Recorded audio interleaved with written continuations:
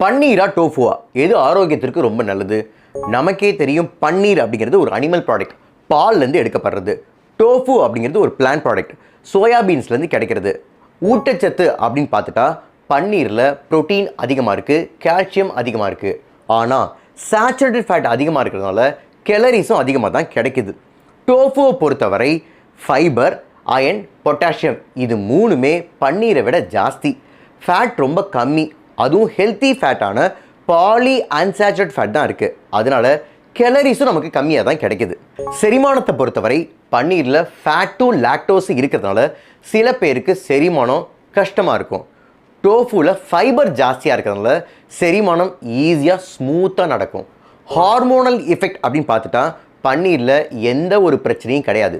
டோஃபுவில் ஐசோஃப்ளேவோன்ஸ் அப்படிங்கிற phyto oestrogen இருக்கிறதுனால ஒரு நாளைக்கு 100லேருந்து 150 கிராம் ஆஃப் டோஃபு தான் எடுத்துக்கணும். அடுத்து டேஸ்ட். சுவையை பொறுத்தவரையும் பன்னீருக்கு ஜாஸ்தி தான், அதாவது ஒரு மில்கி ஸ்வீட் டேஸ்ட்டை கொடுக்கும். டெக்ஸ்டரும் ஸ்மூத் அண்ட் க்ரீமியாக இருக்கும். டோஃபு ஒரு நியூட்ரல் டேஸ்ட் கொண்டது, எந்த உணவில் சேர்க்குறோமோ அந்த உணவோட டேஸ்ட்டு தான் இருக்கும். காஸ்ட் அப்படின்னு பார்த்துட்டா பன்னீர் டோஃபுவோட ரொம்ப ரொம்ப காஸ்ட்லி.